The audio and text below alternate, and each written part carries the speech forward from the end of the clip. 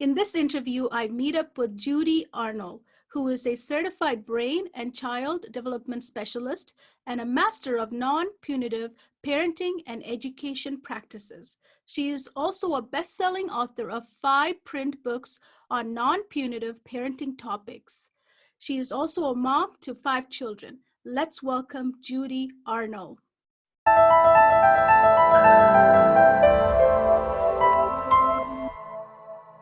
Thank you so much for joining us today. It's such a pleasure to have you. Thanks for having me, Kohila. Thank you.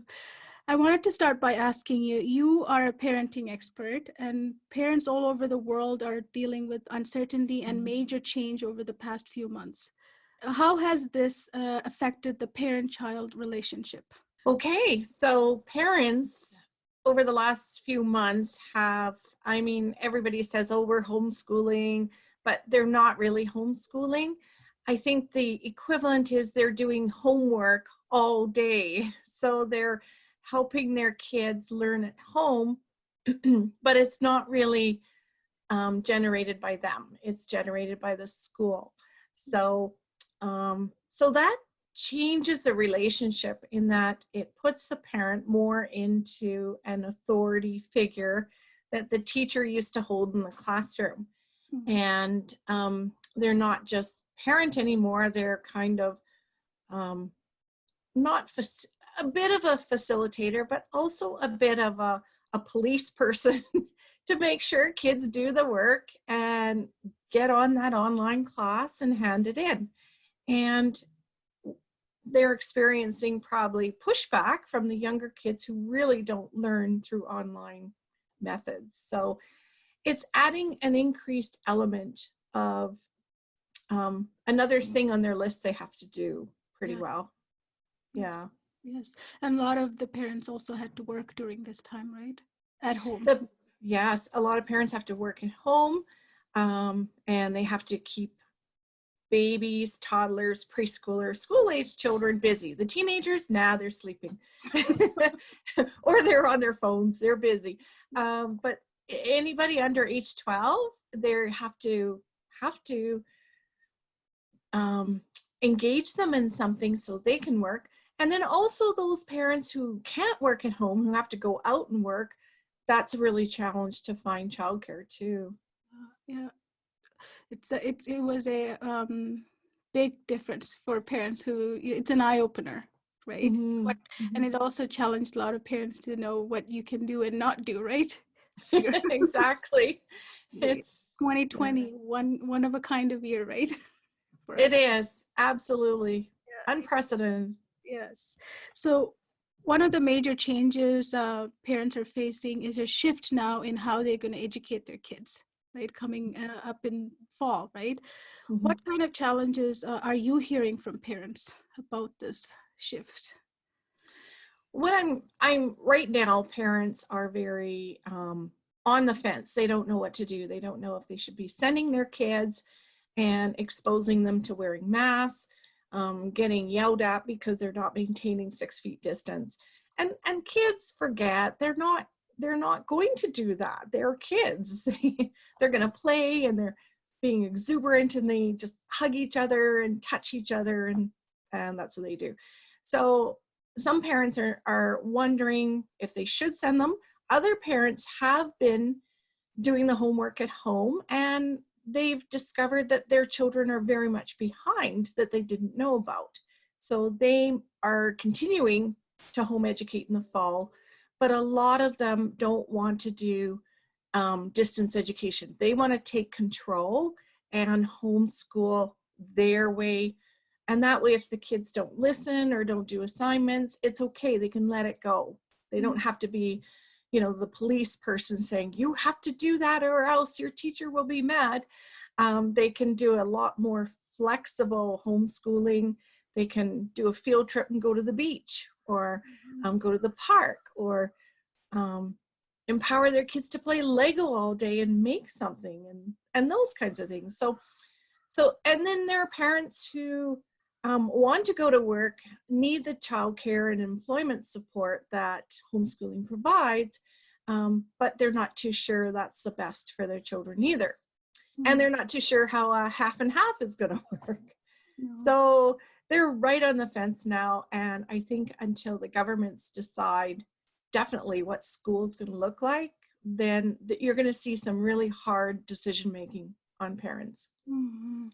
And that's why in this summit, I wanted to explore what are these alternative educational options for the parents, right? If there is Mhm. a choice, it's good to start thinking about it. If there is, if it comes to time to decide, it's not Mhm. well, you're not deciding without any research, right? Right, Yeah. right. And Yeah. you were unschooling your kids, and I wanted to ask you, why did you choose that? And this is a long time ago, before all of this, right? So. Yes. Well, basically, for all parents, there's what I would call three choices, and these choices are all on a continuum. Mm, So when parents tend to start out homeschooling, they're doing like everybody did during COVID schooling. They're doing distance education. mhm, So that is, so it's no longer a matter of where the education takes place. It's a matter on who controls it. So mm, distance education is controlled by the school. The school sends a work home. Um, it's school in a parent's living room. yes. And then parents get more confident. They think, oh, I think I could teach that a little better. Mhm, So then they move to the middle and they do what we call homeschooling, parent controlled homeschooling. So they get to control what assignments, what curriculum, if they're going to follow the government curriculum or not. And that's a legal shift. In many jurisdictions, a parent has to notify, register, or declare that they're taking on responsibility for their child's education. So they're letting the school off the hook, kind of thing. yes. So, and then, um, and then some parents move more to this end of the continuum, which is learner controlled. So where the children are empowered to decide what they want to learn based on their current interests. So Mhm, when I started out homeschooling, I started out with some of my kids in school, my two mhm, oldest, and one had a learning disability, so his needs weren't being met. And the second one was he was very smart and bored, and his needs weren't being met. So I pulled them out and thought, well, let's try it for a year. If it doesn't work out, we'll put them back in. mhm, So we did. So I didn't realize that, but we were actually doing distance education. And then where the school would send us stuff and we had to do it and turn in assignments. And by about November that year, the kids didn't want to do anything. No, they didn't. I was nagging. They mhm, weren't listening. We were all crying. And that's when more and more we let go. We thought, nah, we're not doing those assignments. And I like to say we were homeschoolers that never got around to homeschooling. mhm, And the kids played. And I had a baby and I also had a preschooler underfoot. So I couldn't really learn material to teach the kids. That wasn't fun for me. So we played. What was fun was sitting down on the floor and building things out of Lego or playing a board game or watching a movie or going to the science center or zoo. And we did more and more of that for the next 10 years. wow. And then I saw how much the kids were still learning. They all learned to read. They all Mhm, learned to do math. They even learned to write. So I had them take our country's exams at mhm, different grades, and they did well. They did just as acceptable or excellent. And then as they reached high school, they wanted to all go to university. So I said, okay, well, you're going to have to end up with this grade 12 course and this grade 12 course. So you mhm. don't need a diploma to go to university. You just need certain courses. So And so they did the work. They self-studied. I had one son who read a physics textbook when he was 13, wow. and they took the exams and off they went to university. Wow. So unschooling was a very educational but easy way to get an education. Yeah, and kept your parent-child relationship healthy. Because in homeschooling, you said you guys were crying, right? Well, in unschooling, there's no motivation problems ever, ever.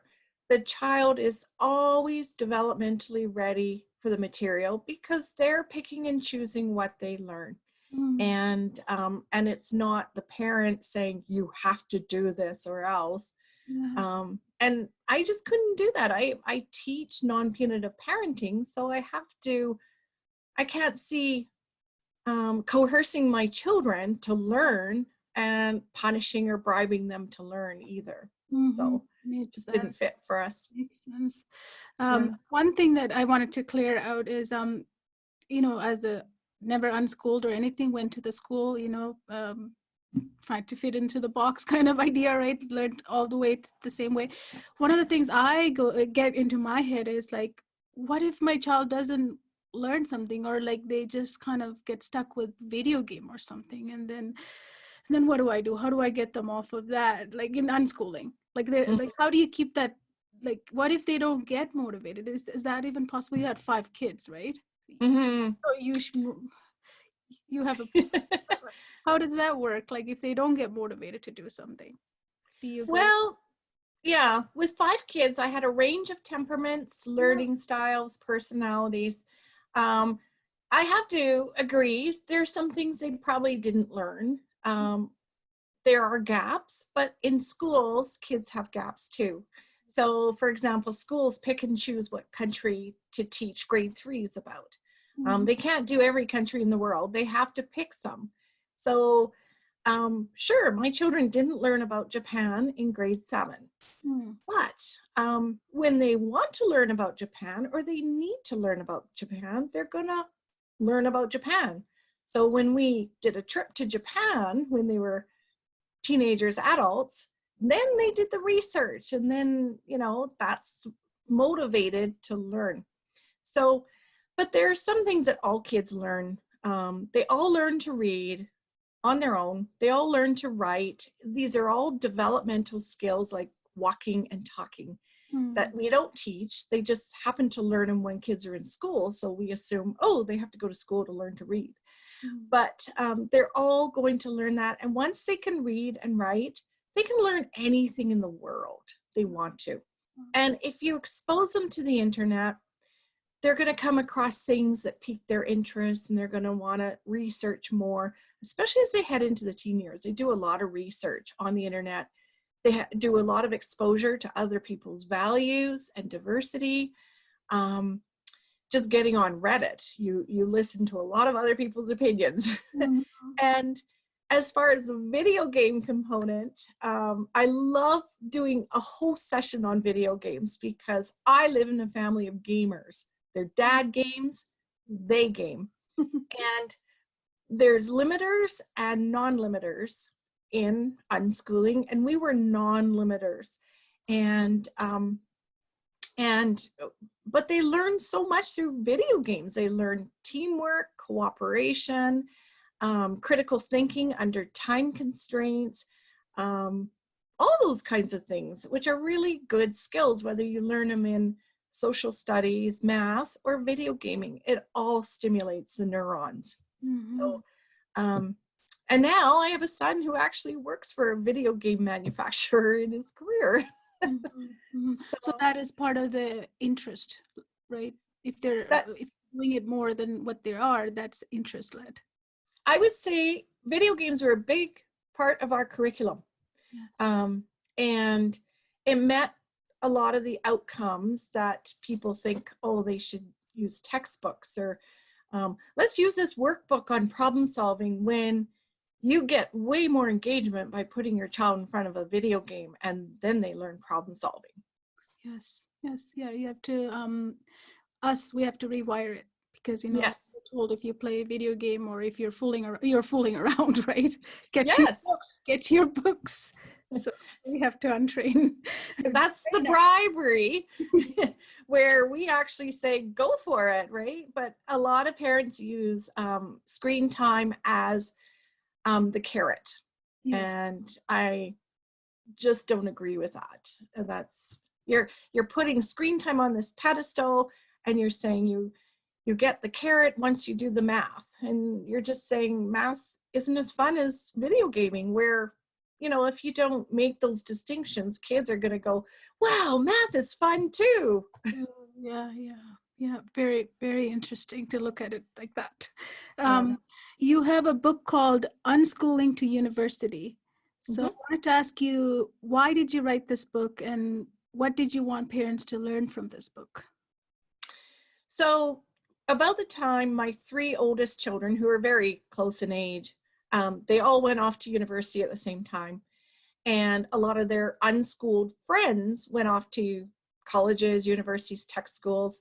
And my friends, their kids went off. And in just our little family, we counted 30 kids that were accepted into universities, colleges, and tech schools. So I thought, okay, if I know 30 kids in my circle, there's hundreds and thousands of kids out there doing this. So Mhm. I thought, there's lots of books out there on unschooling, but there's not a lot of books on how they get to post-secondary. So I took a survey of our 30 kids, and they unschooled anywhere from 3 to 12 years. Mhm. And they all got accepted into the post-secondaries they wanted to. We had 10 kids in STEM, which is science, technology, engineering, mathematics. And of those, we had 4 engineers. Mhm. And 10 kids went into humanities, and 10 went into the arts. And so I wrote the book about, this is how it answers any questions anybody has about, well, how do they get to university? Or I list 14 ways to get in, and all the 61 advantages of unschooling, and especially the brain, how the brain develops at those different stages. Which in all my parenting books, I list those stages in child development, but this book especially was tying those stages to what they learn and what they Mhm. should be learning and how it all fits. That's awesome. I think it's a must read for anyone on the fence right now. Yes, yes, absolutely. They'll get a lot out of it. Thank you. And when we work with our children, our patients are very limited. It's our kids. Mhm. So, we have a different way of talking, right? What advice do you have for parents who are beginning this journey to educate their kids themselves? When you're educating that, patience also is very thin. Yes. In parenting, our patience is thin, and we all have different levels of self-control. So I wrote a book called Parenting with Patience, Yes. and it's all about how we as parents have to get our self-control muscle going, and then we can help our kids. So first step is take our time out. So if feel we're losing it, we're yelling a bit too much, we have a lot on our plate, we have stress, and it's so easy just to take it out on the kids, and we all do it. We're not perfect parents. I say aim for 70% good parenting. um, but the best thing is take your time out. Go take a 10-minute breather. Go to the bathroom, yell in the toilet, flush the toilet, take a deep breath, come out, start again, right? All kids can wait for you. Any problem or situation can wait. So then once you're calm, then, you might have to get your child calm. Maybe kids are fighting and you're in a meeting. Then when you're calm, you need to help them get their self-control and calm down. And then when everybody's calm, then you do step 3 and you've solved the problem. You figure out what needs to be done. How are we going to work this out? And it's just 3 simple steps. Get yourself calm, time out for you, get your child calm, time in with them, solve the problem, work it out, time together. Perfect. Perfect. Yeah. Simple as that. But I mean, it's powerful. When I say that, it's powerful, right? Because we forget the first step. Yes. We start assisting this child, right? We go right to Yeah. And then or we come timeout instead of us. We do. We force kids into timeout, and really we need to model it. Because they learn better by watching what we do when we're under stress. And if they see us stomping our feet or taking a deep breath or yelling in the toilet or taking a few minutes to just get calm, that's how they learn it. They learn it much better than us forcing them into timeout and maybe having a power struggle over that. Some of my kids didn't go into timeout, so it was I learned the hard way. And I think instead of homeschooling, unschooling would also solve that, right? Yes, absolutely. The motivation is there already, so you're less fighting and you're patient. Yes, motivation's there. But I mean, one thing I'd like to say about that is when kids are coming home from a very authoritative school environment, and then you say, okay, we're going to unschool, they're going to need a few months. We say 1 month per year of that they've been in school just to unwind, get used to the fact that they own their education now and that they are going to have to entertain themselves, right? And it's going to take a while, and parents need patience with that process of them going from tell me what to do to, oh, I now get to learn things that I want to learn, and okay, I'm going to get motivated to do it. There might be a gap there. Yes. So on that continuum you talked about earlier, the traditional school being told to this unschooling, that phase you just talked about, is that the one that we call it deschooling? Is that that's right? What we call deschooling? Yes. So yes, that's good that you I didn't put it all together like that. That's good. So from here to that end, but take the path. Right? Yes, and actually the children have to deschool, but we have to deschool too, and wrap our head around that, hey, maybe video games are educational, or maybe my children don't have to learn through a textbook or workbook. Maybe they can watch a movie, or they can go to the zoo and learn, because everybody learns better when they're experiencing things rather than just reading or hearing. Yeah. Did you have hard time when you started? Because we our parents told us if you watch TV, you're ruining your life, basically, right? Like you came from a, parenting like that probably too, right? Because that was the era. So did you have a hard time, like just letting them? Oh yes, I did. I was on a lot of unschooling support groups, and it's because we don't measure it. A lot of children's learning and percolating is invisible. Yes. And we don't demand output. We don't say, okay, I know you read this book, write me a book report or write me an essay on this movie. We don't demand that kind of output that schools demand, because they have to measure it and report to society, government, and taxpayers.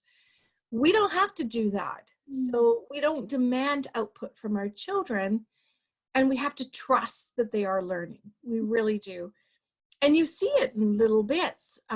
One day my son was playing a video game, and he was telling me about a variable and equations and algebra, and I just looked at him like, wow, how did you learn that? I didn't see you get a textbook or anything. And he figured it out. And we have to trust that our children are constantly learning, and they want to learn. They want to be good citizens in society, and they want to learn the words to "Oh Canada" or to, a country's anthem, any country's anthem. They want to do that. It's just that when they want to is not on our schedule. Yeah, and that's why school is not motivating to a lot of students, because you're told. You're told what you need to learn, when you need to learn it, and how you need to learn it. And then we're going to test you. And then we're going to test you. Are you able to spit it out the right way without looking, right? Right. As fast as you can. As fast as you can. The other thing I learned too is that when I first came to education, I thought, we just unzip children's brains, pour it all in, mash it up, and close it up. And most of my kids don't remember anything they did before age 12. All those field trips I took them to and classes at the homeschooling center, don't remember any of it. The only thing they remember is the Pokemon toy dispenser in the lobby of the homeschooling center. That's all they remember. And so it was good to take them and do all that because it stimulates their neurons. But play does the same thing. Video games, board games, travel, all those fun things do the same thing. It stimulates neurons. Yeah, very, very important. Just to keep our mind out. Train us. Yep. Train yourself first, right? Right. Yes. Right. Yes. You teach 135 tools for raising caring responsible children without timeout, spanking, punishment, or bribery in your book called Discipline Without Distress. Can you share with us 3 of those tools? Okay. I'll share 5 tools because they go with different age groups, if that's okay. Okay. So for babies, learn child development and learn brain development. Find out what kids are supposed to know at what age and have realistic expectations. For toddlers, redirect and childproof because they don't really think. Preschoolers, practice time in. So attend to them, their emotional, their social needs, because it's a tumultuous time. For school agers, best skill there is validation and listening, right? And problem solving. And for teenagers, it's being a mentor, and being a problem solver when they want you to be, but don't get in there unless they want you. That's awesome. Thank you for those 5. That's very good. And why is attachment so important for our children?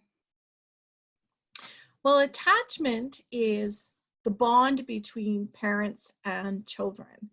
And every child needs an attachment to one person. That's it. That's all the minimum they absolutely need for social and emotional healthy development. So they need to know one person has their back, is on their side. And it can be an uncle, it can be a parent, it can be dad, it can be grandparent, it can be, just someone caring that has a relationship with them.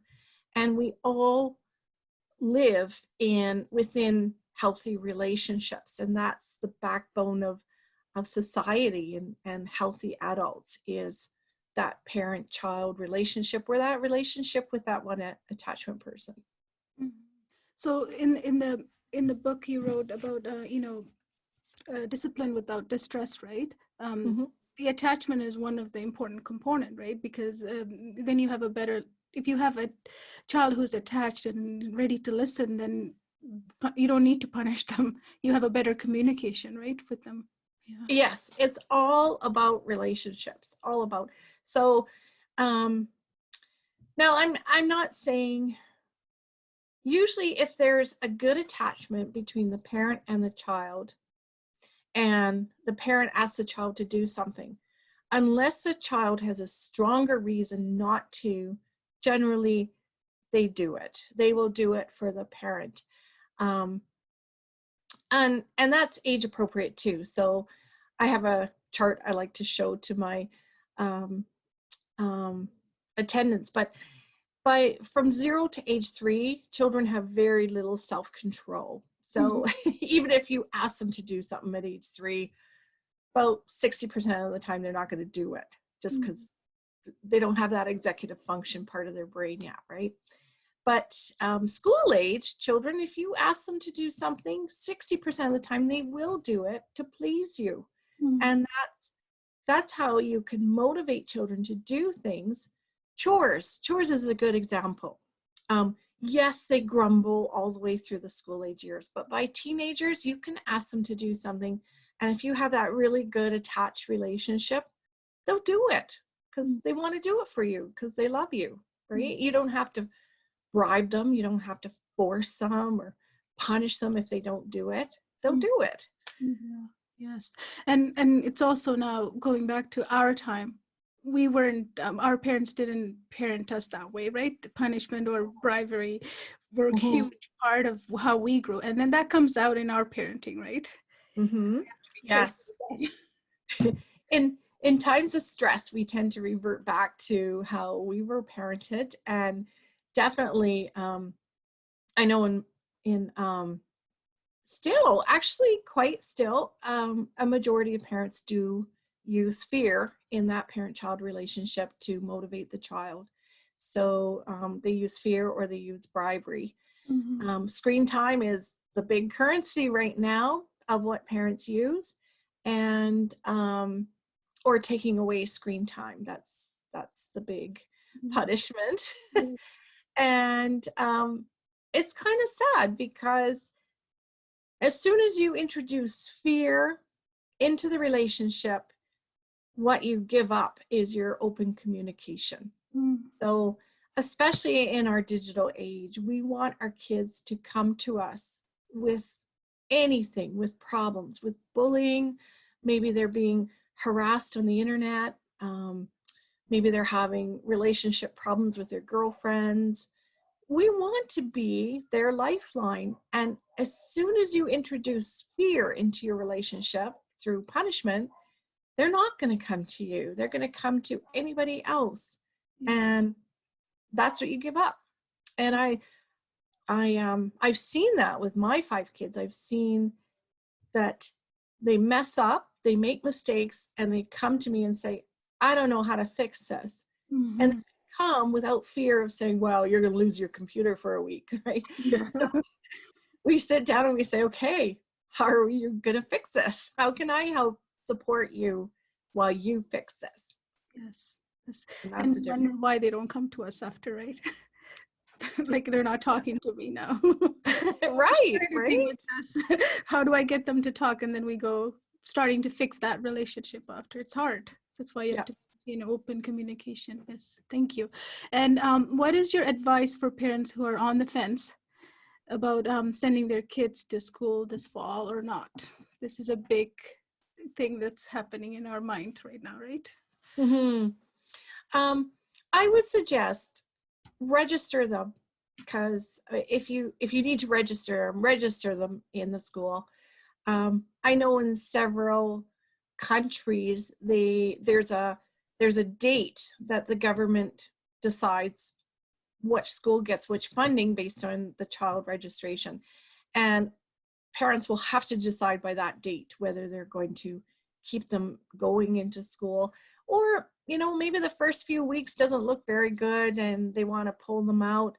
And absolutely, they can still find curriculum if they want to homeschool, and they can find lots of things to do if they want to unschool. And I just want parents to be assured, whether children go to school, whether you homeschool them, or whether they unschool, they'll continue learning. They're born learners. Our brains activate all the time, and children do too. They will learn everything they need to know by the time they're 18, that they need to go on to post-secondary. They will keep learning with or without school. Okay. So register and then research and plan. Yeah, plan. They're telling schools to have plans ready for 3 scenarios, either school at home, or half and half. And I suggest to parents, you have 3 plans too. What are you going to do if they go to school? What would you do if they're going to homeschool? Or even what's half and half going to look like if you have to go to work too? How's that going to work in terms of childcare? Yeah, and it's just hard to predict. It's all dependent on what's going to happen, right? So keep your options open, right? Yes, and research. Come to conferences like this. Yes, learn. Yep. Yes. I wanted to end by asking you, what did you enjoy as an unschooling mom in your journey? What did you enjoy the most? I think what I enjoyed was our close family relationships. Now, of course, I mean, with 5 kids, there are days that there was nonstop fighting because that's normal. But my partner was working out of the country at the time and would come home for only 10 days out of 2 months. And the kids were all there and we could do things. We were there 24/7 with their dad. And I think I really liked the bonds we developed as a family. So my 5 kids are still best friends now. They live in different countries. They live in different provinces, and they still get together and game over Discord. Or, I can walk into my living room and hear my son in Japan, and I say, "Oh, hello, how are you?" Because they're all gaming and talking to each other.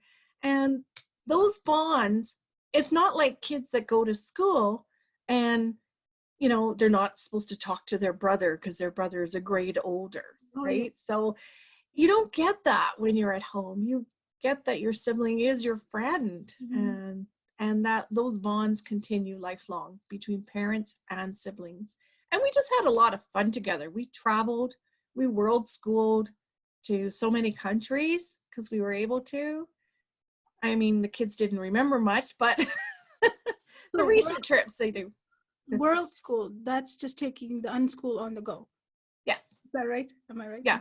It's taking unschooling or a curriculum. A lot of travelers tend to bring curriculum with them too, or not. And we didn't. So we would just go and learn about countries and visit people. And it was just so much fun. Yeah, I can't imagine you get to visit always. You don't have to wait for your summer holiday or the winter. No, not as crowded. Yeah, everybody goes out. And then we're in the lines. But world schooling, is that driven by the child's interest? I know you had 5 kids, so you can't go to 5 different places at one time, but is that they or you chose to integrate them part of the learning? I think us parents decided where we were going because we either had relatives there or a place to stay. So, or my work, I also speak in different countries. So we decided where we were going, and the kids would come along and experience so many different things, like swimming with sharks, or swimming, or going to different museums in different countries, or and we would always stay with locals. We didn't tend to do cruise ships or package tours. We're unschooling travelers too. We do, we're pretty independent. I'm just getting inspired to take my son out and go traveling when we're allowed. Now. And they become really independent, good travelers too. Like my kids have traveled now on their own, and that's part of that attachment parenting. They feel they have the roots, so they feel the wings that they want to go travel, and they still feel attached to their families. Beautifully said. One more question, sorry, is that some families, like we have a lot of families that are separated, right? And then if they choose a path like this, like homeschooling, unschooling, there's a lot of things that needs to be openly talked about, because 2 different families, right? 2 different households, right? How do you help them figure this out if they want to go in the route of unschooling, homeschooling? It helps. It makes things smoother if both parents are on board. But in a lot of cases, they're not on board. I tend to give the advice that the person who does the most research, who it matters more for, should be the person that gets to do it, because it falls on them to administer and facilitate. I know my partner, he didn't agree with homeschooling for the first 10 years. And I didn't even tell him we unschooled because he was traveling all the time. But now he's the biggest advocate. Now that, you know, we have 3 university graduates, he's telling everybody about it. But I would suggest that have everybody research it. So the naysayers in my life, I say, we will have this conversation after you read a book about homeschooling or you read a book about unschooling, and then let's come back and talk about it.